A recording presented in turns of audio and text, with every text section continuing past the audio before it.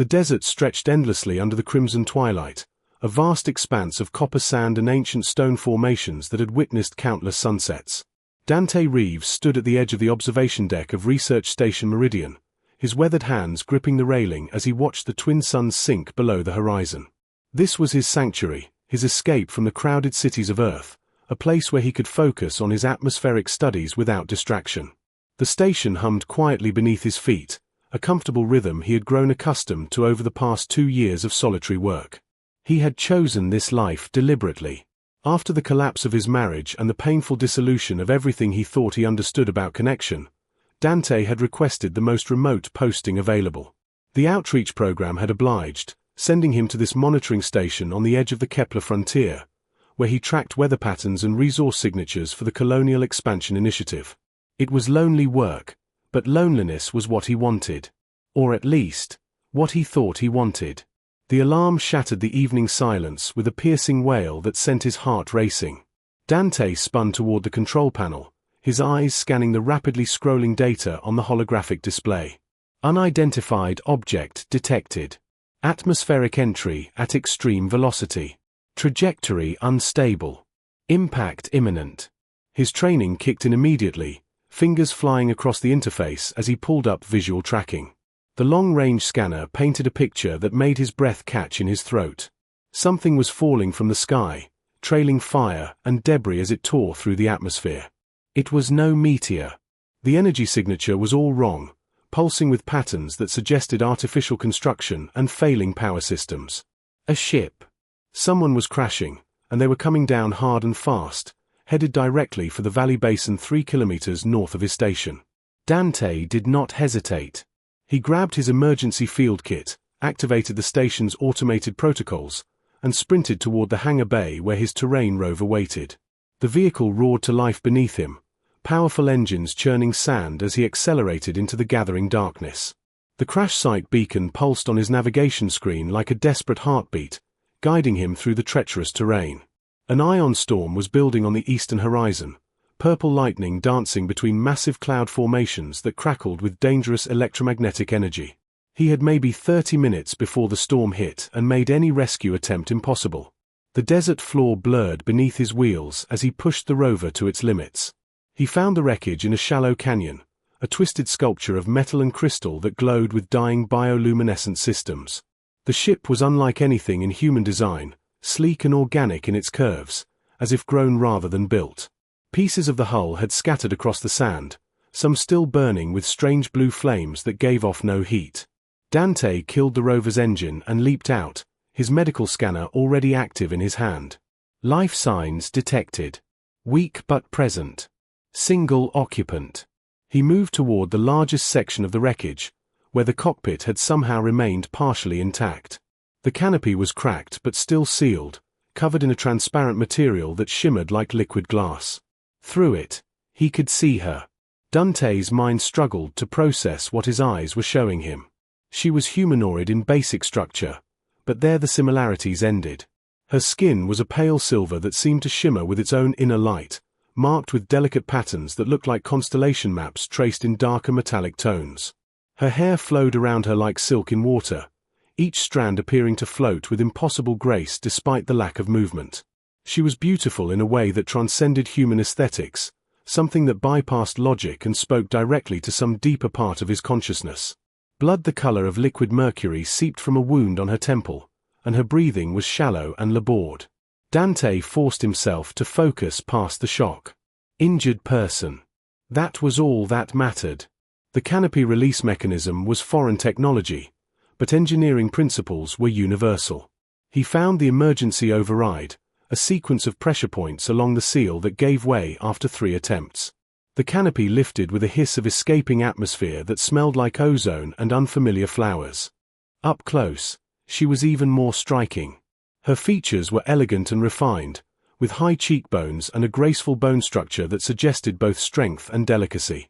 Her eyes flickered open for just a moment, revealing irises that swirled with colors he had no names for, galaxies compressed into the space of a human pupil. She tried to speak, but the words were liquid sounds that his ears could not parse into meaning. Her hand reached out weakly, fingers trembling, and without thinking Dante caught it in his own. The contact sent a jolt through him, not painful but intensely present, as if every nerve ending in his body suddenly became aware of her existence. The first drops of the ion storm began to fall, heavy and charged with electricity that made his hair stand on end. Dante made his decision in an instant. He carefully lifted her from the wreckage, marveling at how light she felt despite her obvious physical strength. Her head fell against his shoulder, and he could feel the flutter of her breath against his neck. The rover seemed impossibly far away as he carried her across the sand, each step a battle against the rising wind that now howled through the canyon like a living thing. He secured her in the passenger seat and drove like a man possessed, racing the storm back to the station. Lightning struck the ground behind them, close enough that he could smell the scorched sand and taste copper on his tongue. The station's emergency doors cycled open just as the full fury of the storm descended, sealing them inside with seconds to spare.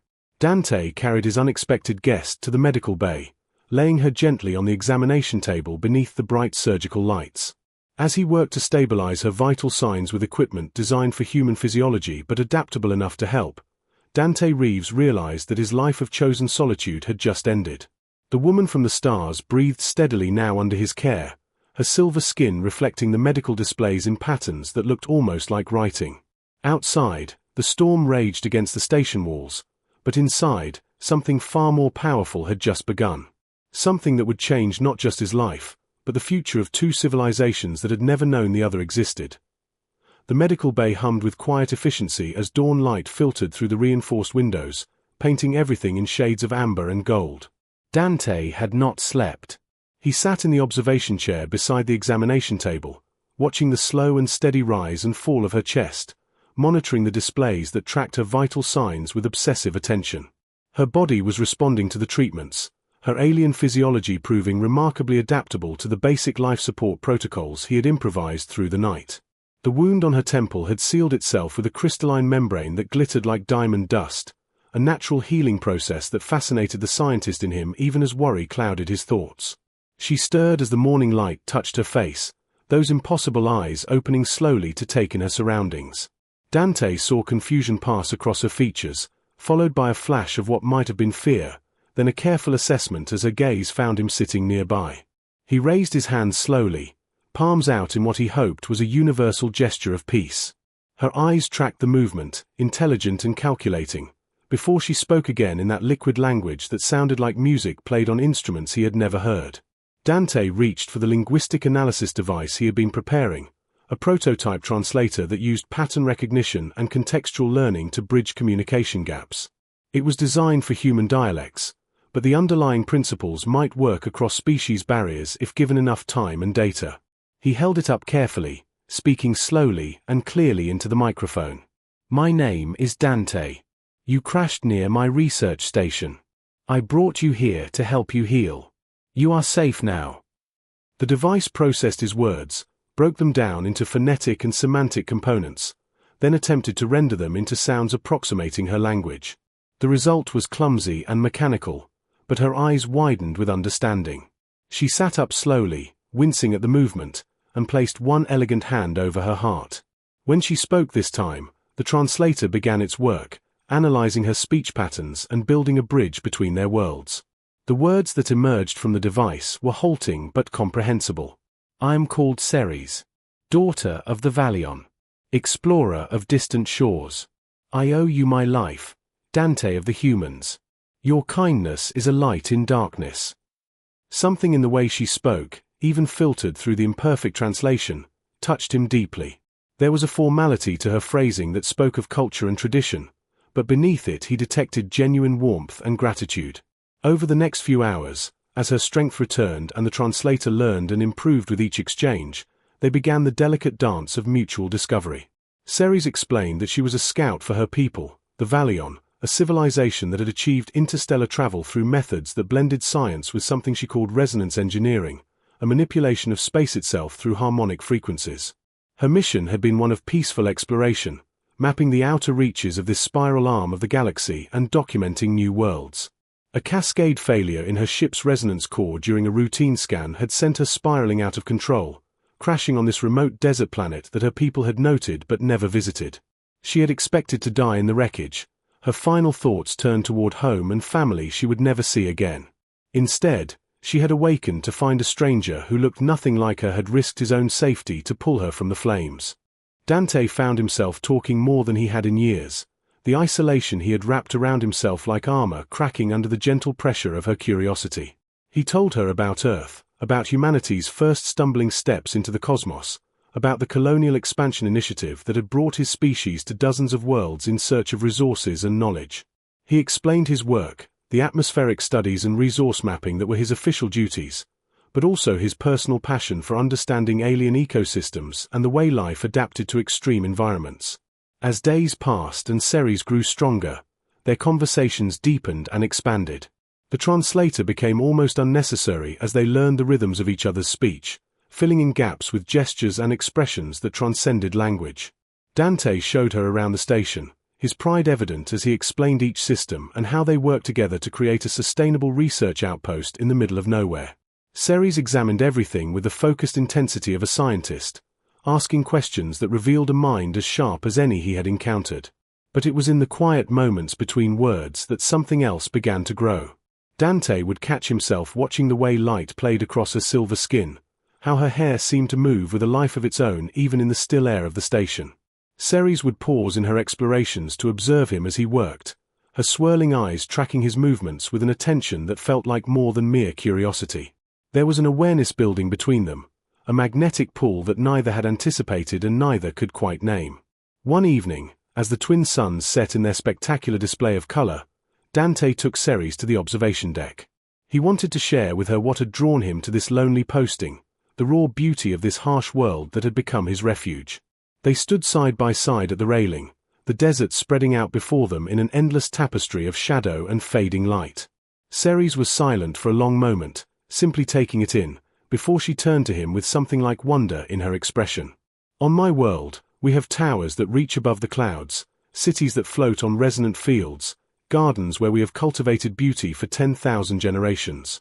But this... She gestured to the stark landscape before them. This untouched wildness, this honest face of nature without artifice or manipulation, I have never seen anything like it. You humans choose to come to places like this, to live in isolation and study what simply is. That takes a different kind of courage than exploring the stars. It takes the courage to face yourself. Her words struck something deep in Dante's chest. She saw him, truly saw him in a way no one had in years. He found himself speaking truths he had buried beneath layers of work and solitude. I came here to hide. After my marriage fell apart, after I realized I had built my entire life on foundations that crumbled the moment they were tested, I ran. I told myself it was about the work, about advancing human knowledge, but really I was just scared. Scared of failing again, scared of letting someone close enough to hurt me again. Seris reached out and placed her hand over his where it rested on the railing. The contact was electric, sending warmth flooding through him. Her skin was cool and smooth, but there was nothing cold about the gesture. I understand fear, Dante. My people sent me to explore because I excelled at sciences and navigation, but also because I never quite fit the molds they expected. I asked too many questions, wondered about things we considered settled, dreamed of places we had never been. This mission was honor and exile at once. They wanted me to find meaning in the vastness, to return transformed or not return at all. They stood there as darkness fell completely, two lonely souls from different worlds who had found in each other something neither had known they were searching for. The station's exterior lights activated automatically, casting a soft glow across the deck, and Dante became acutely aware of how close they were standing, how her hand had not moved from his, how her eyes caught the light and reflected it back in patterns that looked like promises. His heart hammered in his chest as he turned to face her fully, and found her already looking at him with an expression that needed no translation. Seris, he began, but words felt inadequate for what was happening between them. She understood anyway, as she seemed to understand so much about him without explanation. She lifted her free hand to his face, fingers tracing the line of his jaw with a feather-light touch that made him shiver. Her skin carried that same electric quality, as if touching her completed some circuit he had not known was broken. My people have a saying, she whispered, her voice low and intimate in a way that made the translation feel almost intrusive. "The stars shine brightest in the deepest darkness. You found me in my darkest moment. Dante. You were my light when I had accepted the dark. Perhaps I am meant to be yours as well." Her hand slid into his hair, and he found himself leaning into her touch like a man starving for connection. "This is crazy," he breathed, but he was smiling, genuinely smiling for the first time in longer than he could remember. "We barely know each other. You are from another world, another species entirely. This should not be possible." Even as he said it, he was moving closer, drawn by a force stronger than logic or reason. "Then let us be impossible together," Seris replied, and closed the distance between them. Their lips met in a kiss that sent shockwaves through every fiber of Dante's being, not painful but overwhelmingly present, as if his body was remembering what it meant to feel alive. She tasted like starlight and ozone, familiar and alien at once, and when she pressed closer against him he wrapped his arms around her and held on as if she might disappear if he let go. The universe narrowed to just this, just her, just the thundering of his heart and the way her hands gripped his shoulders with surprising strength. When they finally broke apart, both breathing heavily, Dante rested his forehead against hers and laughed softly with pure joy mixed with disbelief. "I was supposed to be hiding from this. From feeling anything like this ever again." Seris smiled, an expression of such radiant happiness that it transformed her already beautiful features into something transcendent. The universe has a sense of humor, sending us across the vast emptiness to find each other in the middle of nowhere. Perhaps we were never meant to hide, Dante. Perhaps we were meant to crash into each other and burn bright enough to light the darkness. As the stars emerged above them in their billions, two hearts that should never have met beat in synchronous rhythm, defying distance and difference to create something entirely new. 3 weeks after the crash that had brought Seris into his life, Dante stood in the communication hub of Research Station Meridian, staring at the priority message that had just arrived through the quantum relay network. His hands trembled slightly as he read the text, each word a hammer blow against the fragile paradise he and Seris had built in their isolated desert sanctuary. Colonial Command had detected unusual energy signatures in his sector and was dispatching an investigation team. They would arrive within 48 hours. But that was not the message that had his heart racing with dread. The second transmission had come through on frequencies humans did not use, picked up by the station's broad-spectrum monitoring equipment. It was in Seris's language, and the translator had rendered it with clinical precision.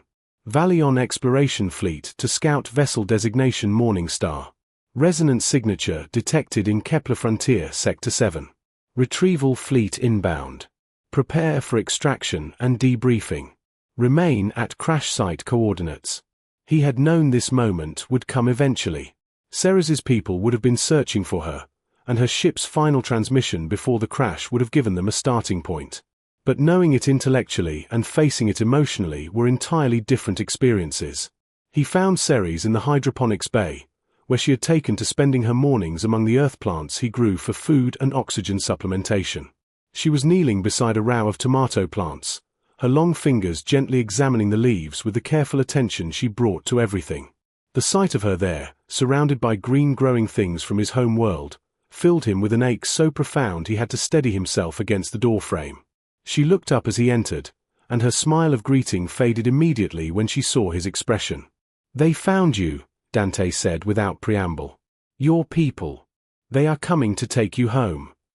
He watched as understanding and complex emotions played across her face like storm clouds racing across a sky.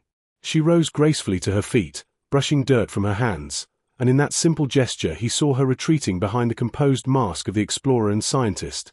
The role she had worn before the crash had stripped away her armor and shown him the vulnerable woman beneath. "How long do we have?" Her voice was steady, but he could hear the tremor underneath, the fear and sadness she was fighting to contain. He crossed the space between them and took her hands in his, needing the physical contact to ground himself in the reality of her presence while he still could. 2 days. Maybe less if they push their engines. Colonial Command is also sending a team. They detected the same energy signatures. When they arrive and find you here, with me, there will be questions neither of us can easily answer.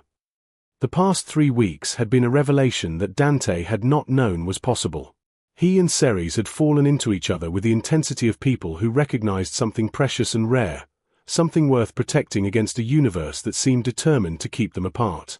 They had talked for hours about their worlds, their dreams, their fears and failures. They had explored the desert together, Dante showing her the hidden beauty of this harsh landscape while Seris taught him to see familiar things through new eyes. And they had discovered that physical compatibility between their species was not just possible but profound, that intimacy transcended biology when hearts were truly connected. Seris pulled him close, burying her face against his chest, and he wrapped his arms around her with desperate strength. "I do not want to leave you, Dante. These weeks with you have been the happiest of my life. You see me, not as a Valeon or as a representative of my people's expectations, but as Seris. Just Seris. No one has ever given me that gift before." Her voice was muffled against his shirt, thick with emotion. "But my people will not understand. They will see this as contamination, as failure to maintain proper boundaries during first contact protocols. They will take me home and I will never see you again. Then do not go." The words burst from Dante before he could stop them, raw and desperate. "Stay here with me. We can find a way. I will resign from colonial service. We can go somewhere remote, somewhere neither of our peoples have established presence. We can build a life together, just us, away from all the politics and expectations." Even as he said it, he knew it was fantasy, the desperate plea of a man facing the loss of something he had only just found. Seris pulled back to look at him, tears tracking silver paths down her cheeks. "You know we cannot simply run. My people would search for me, and yours would have questions about my disappearance. We would be fugitives, always looking over our shoulders, never truly free. I will not condemn you to that life, no matter how much I want to stay." The next 2 days passed in a blur of bittersweet moments, each one colored by the knowledge of impending separation. They made love with desperate tenderness, trying to memorize every touch and sensation against the coming absence.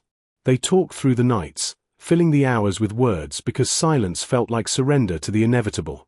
Dante found himself angry at the universe, at the cosmic coincidence that had brought them together only to tear them apart, at the political realities and cultural boundaries that made their love an impossibility in any practical sense. When the Valeon ships appeared in the sky, they were nothing like the crashed scout vessel. 3 massive craft descended through the atmosphere with impossible grace, their hulls shimmering with the same bioluminescent patterns that marked Seris's skin. They settled in the desert valley like ancient monuments, dwarfing everything around them with their presence. Dante stood with Seris on the observation deck, watching through the reinforced glass as a delegation emerged from the lead ship, their silver forms visible even at this distance. "I have to tell you something before they arrive," Seris said suddenly, her hand gripping his with almost painful intensity. "In my culture, when 2 souls recognize each other as resonant matches, when the connection runs deep enough to affect the very frequencies of our beings, we have a word. Theveris. It means the one who completes the harmony. Dante, you are my Theveris. Whatever happens now, whatever distance or time separates us, that truth remains. You have changed me in ways I cannot undo, and I would not wish to even if I could." Tears burned in Dante's eyes as he pulled her into one last embrace, breathing in her unique scent, feeling the solid reality of her in his arms. "I love you, Seris. I did not think I would ever say those words again to anyone, but I love you with everything I am. If there is any way, any possibility at all, I will find you again. I swear it on everything I hold sacred." She kissed him then, long and deep, pouring all her love and grief and desperate hope into that connection.